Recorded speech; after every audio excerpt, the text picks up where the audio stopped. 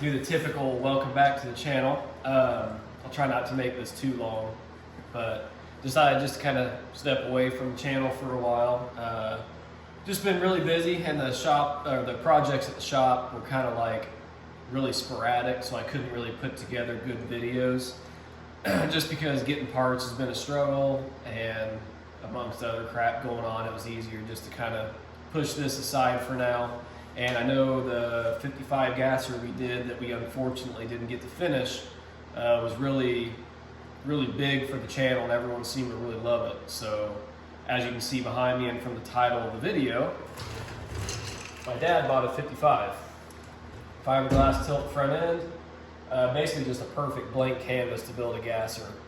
So we're pretty stoked on it. I know he's happy. He's wanted one forever.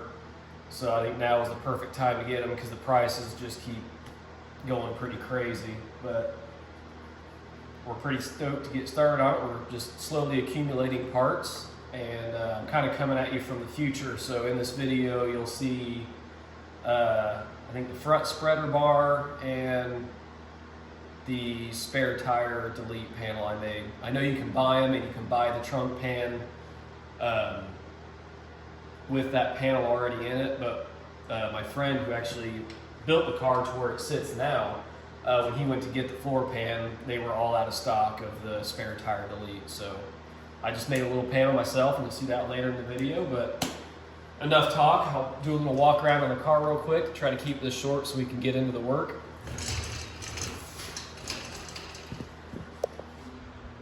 So it's a nice, like, I don't know, semi-flat paint. Really solid car. It's had new rockers put in it on both sides.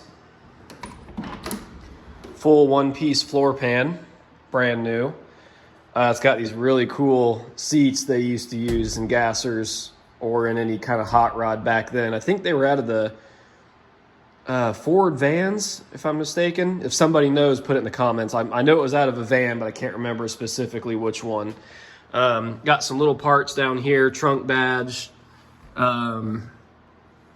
tail light for one of the ones that's kind of chewed up, reverse lights, crank handles, tail light bezel, a Hurst Indy shifter for the 4-speed we're putting in it because we are either doing an M21 or an M22, just depending on what we can get a hold of at the time when we go to buy it, which should be here soon. Pontiac bell, 4-speed bell housing with a radiator support, and we are going to be running a Pontiac in this, and I'll try to remember to put the link in the description. If you guys remember the 55 barn find video, that was a friend of mine who built it back in like 63. The owner ended up dying, put it in a barn, left it to rot, and then the guy who built it ended up getting a hold of it again. So that was a Pontiac power car, and obviously my dad and I are Pontiac nuts, so we're going to make this one Pontiac powered, and it's only fitting because that's what they did back then. So we're going to kind of pay tribute to that car, so that ought to be pretty neat. And then here it is from the back. I think we're going to run a rear bumper. We just need to get one of those.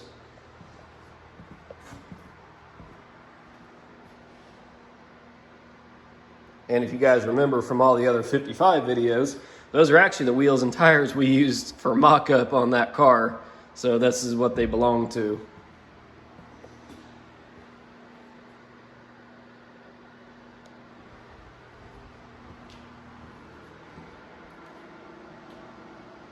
And we'll be getting rid of that old big Chevy emblem someone cut in there. We'll be running either a true 55 grill or at least the trim with a aluminum panel insert. But all right, we'll go ahead and get into the work now. Enough talking, so it's gonna feel good to get back and make some cool videos working on this thing. So let's get back into it. Okay, just gonna interrupt the video before it gets started. I think I failed to mention that we are actually going to letter this car to mimic our friend's orange one that can be seen in our other barn find video. That was a real race car that he had built in the, I think around 63, 64. He talks a little bit about it in that video, so if you haven't seen that one, I suggest going and watching. It's pretty neat getting to see that car and listen to the stuff he did. So I'll try to remember to put that link in the description. So we're keeping the car black, and that car is orange, and it has orange with black lettering. And I think we might do, since this car is black, we might do orange lettering or white with like an orange, 3D type look to it with the orange kind of outlaying the letters. So yeah, I'll try to remember to put that link in the description so you can go check that out, but we'll just go ahead and get on with the work on this thing. All right, enough of rambling on. Now that you've seen the car, I'll show you what I'm getting into first. So we're trying to build this as as close to a traditional gasser as we can. So up here at the front, a lot of guys ran a spreader bar. Now, if you get the Speedway kit that replaces this whole factory front clip, like you saw us do on the other one, it comes with the spreader bar, but this is a stock chassis, stock A-arm car. And for some of you guys that don't know, not all gassers were straight axles. They're both A-arm cars and straight axles. Didn't have to be a straight axle to be a gasser. And you can look some of that up, look up some old pictures. It's pretty neat because growing up, I always thought they had to have straight axles, but found out I was wrong. So we're keeping this one simple. We're working with what we got. We're keeping it A-arm.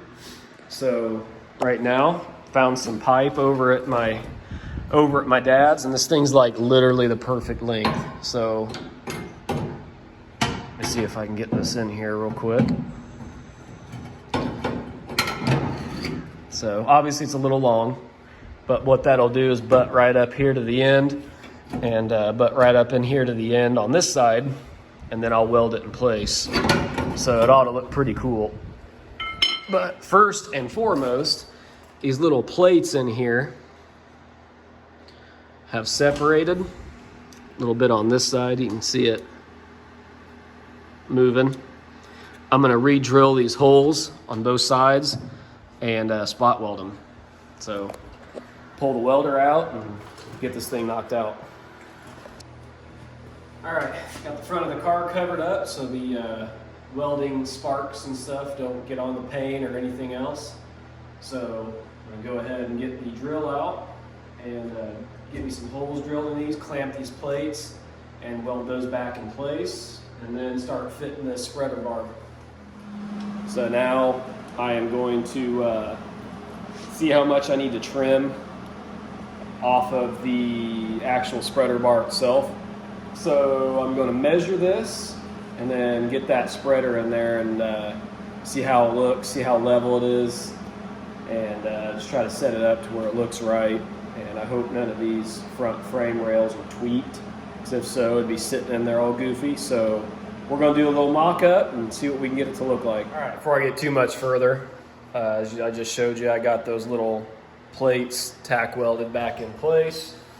And the pipe I did have to fit was a little bit smaller in diameter than a lot of the gasser guys use. And I had, or I borrowed some of this 1 3/4 tubing. And it's literally like 1 inch and some change shy of fitting. So this little bit bigger diameter, about the 1 3/4 is about what the Speedway kit uses, I believe, somewhere right in there. I don't think they use a full 2 inch. But this is like, this looks perfect. So gonna pick up some more 1 3/4 tubing and use it instead. So I'm kind of at a hold until we go grab that. So hopefully the next clip, you'll see us getting that thing cut and fit and welded in. All right, new day, guys. We've got the pipe we need for the spreader bar. So I'm gonna go ahead and get it cut up how we want it and get it mocked up so we can make sure we're happy with it and get it welded in. So we'll grab that and get started. All right, guys, got this thing test fitted in place. Went ahead and finish welded the pipe. I added a little bit on each end. I know I could have just done one end, but I'd rather have a weld on each end so it looks a little bit more even, but there's a million different ways you can do it. So right now I'm working on getting it level.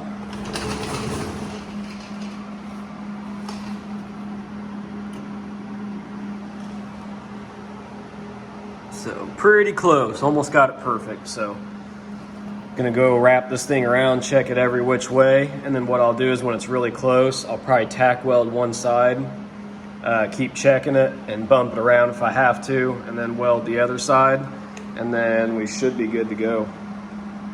All right, just got it finished up. I didn't want to film any of it.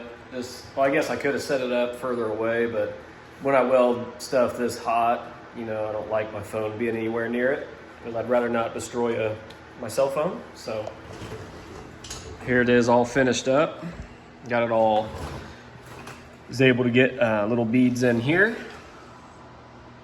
Little bead in on the bottom side, and one on the inside of the frame rail there. And I was able to do that on both sides, on all 3 spots. So, all right, just finished up the spreader bar. Haven't dusted any paint over anything just yet. So leaving it be, and push the car forward a little bit to give me room, a little bit more room behind it. And as we talked about earlier, we don't need this spare tire area. So got my spot weld drill bit, and we're gonna get this sucker out, use this as a template, measure it out, and cut me a piece out, get it shaped and everything, and I'll probably take it into the shop and bead roll it. That way it looks nicer and a little bit stronger right in there too, so it's not just all flapping around. So we'll go ahead and get to drilling this thing out.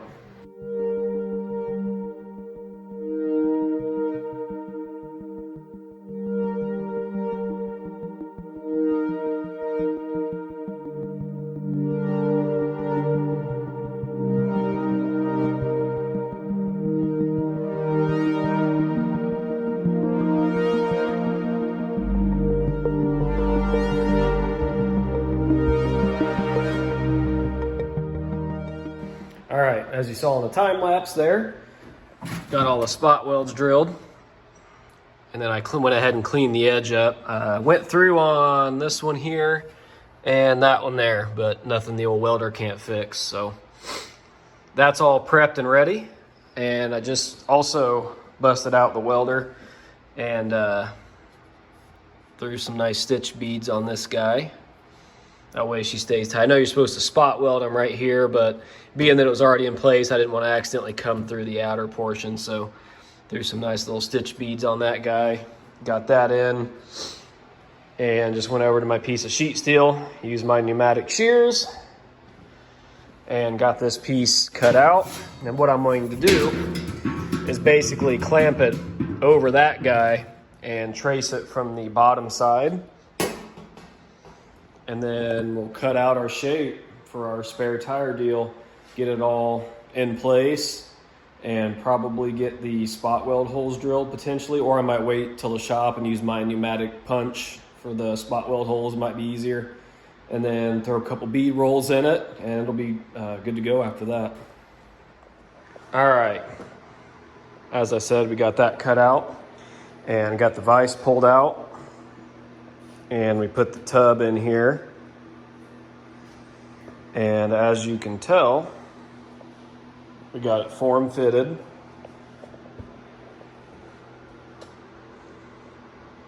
Best way to do it with what I got. So now I'm going to trace it, and we'll be able to cut it out, and we'll be good to go. All right, I think I left off showing you guys the little spare tire delete panel I was making, how I had it formed up there on the vise. We ended up getting like a foot of snow after I did that, and I kind of had my piece made, got it all trimmed and cut out, and we ended up not being able to work or do anything. So this is a couple of days later. I ended up running to the shop this morning, running the bead roller on it, and punching some holes for spot welds.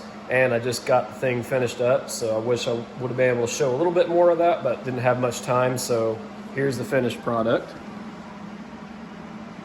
So came out pretty good. So probably put some seam sealer on the bottom side so nothing gets into that prep surface underneath there. And yeah, turned out pretty good. Pretty happy with it. Just kind of lightly took the 90 degree with a little 36 pad and just lightly went across the tops of the spot welds to smooth them out a little bit. So now I can get rid of this thing. We don't have that in our way anymore, and we can keep making some progress. All right, I know we just left off. Showed you guys the spare tire delete panel I just made. Still got to seam seal it and paint it. But that's going to do it for this video for now. I'm not sure what I'm starting on next because we're still in the parts gathering stages, so nothing's going to be moving too quick right now. So I'll just start whatever I decide to start on. I'll start filming it so we can get a video out for you guys, you know, hopefully within the next week or so. And I also got some stuff filmed on my bus, so you'll see some stuff on this in the near future. Not sure when I'll get one out, but I got maybe a quarter of a video put together. And then as for everyone that's asked about the 55 Nomad project, that's just been put on hold. So luckily we didn't get rid of it. We'll get back on it. I'm not sure, sometime soon, but I'll definitely be filming on that. So as for that, that's it for this one. So see you later.